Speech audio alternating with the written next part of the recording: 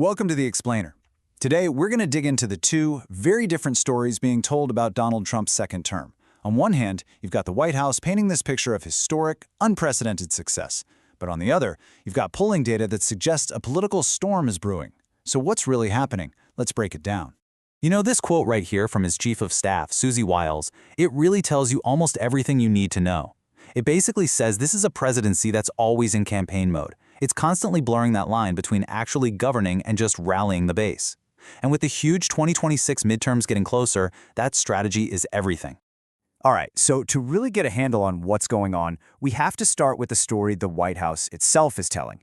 And it's a story of absolute triumph, designed to show the American people what they see as a massively successful first year back in office. So on the one-year anniversary of the inauguration, the administration puts out its official take. And the language, wow, it is not subtle. Transformative results, most accomplished first year. They're framing this term not just as a win, but as the biggest win ever, saying they fulfilled their mandate. The official document they released was called 365 Wins in 365 Days, and it is jam-packed with things they say they've accomplished. The highlights really boil down to three main areas: super aggressive border security, big economic numbers like GDP growth and cheaper gas, and of course, major wins in foreign policy. So how did they do it? Well, beyond the victory laps, the first year was really all about what some people are calling a shock and awe approach to making policy. The whole strategy was about moving fast, being aggressive, and using executive power a lot. And here it is. This is the number that really tells the story: 225 executive orders. In just 1 year. That is a historic number, the most since FDR. This was the administration's main tool, right? It let them just bypass Congress and get things done, fast. And this timeline, it just drives home that incredible speed. Boom, a border emergency and a whole new government department right out of the gate. Boom, military strikes in Iran by June, then huge tax cuts in July, and a major Middle East ceasefire by October. The goal was pretty clear: make big, sweeping changes one after another as quickly as humanly possible. So, what does this all add up to? Well, a lot of analysts are saying this is a fundamental change in how the presidency even works, that we're seeing a shift away from what you'd call a norm-based system, guided by tradition, to a rule-based one, where the executive feels like they can do anything as long as it isn't literally forbidden by a written law.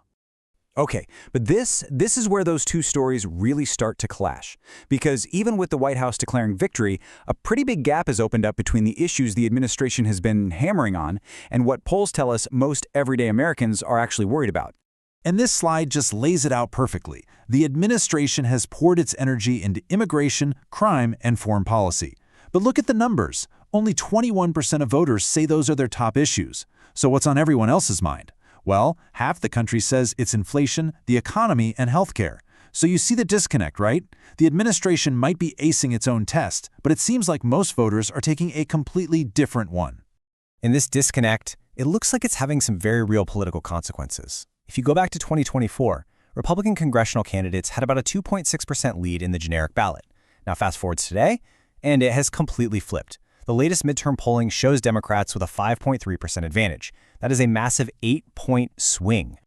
And all of this brings us to the 2026 midterm elections, where the stakes are just immense. That huge polling swing puts the president's party in a really dangerous spot, facing this historical challenge that's haunted presidents for decades, what's known as the midterm curse. Seriously, this is one of the most reliable trends in all of American politics. You can think of it like political gravity. It just almost always pulls the president's party down 2 years into their term. Voters often use it as their chance to put a check on the White House's power. And it's a pattern the president himself has talked about. He knows this weird historical trend has hit pretty much every president before him, all the way from FDR to Barack Obama. But his strategy for dealing with it isn't to run from it. Nope, he's running directly at it. So, instead of stepping back and letting local candidates have the spotlight, the plan is to lean right into the curse. The president is putting himself at the absolute center of the campaign, planning this relentless schedule of rallies, and he's basically turning hundreds of local elections into one big national vote on his leadership. It's a huge gamble. So, let's zoom out. What's the bigger picture here? Beyond just the 2026 midterms, analysts are already looking at the long-term impact of this presidency. And they see it having a lasting effect, not just on the country, but on the office of the presidency itself and on the whole identity of the Republican Party. This analysis from the Miller Center really just hits the nail on the head. It says the Republican Party has fundamentally transformed. For so many candidates now, the only path to winning, whether it's a primary or a general election, goes directly through President Trump. His endorsement, his platform, they're seen as absolutely essential.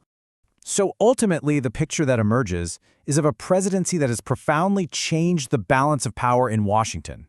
It has worked to pull more and more authority into the White House, and that in turn has fueled this deep national divide and kicked off a growing resistance from other institutions.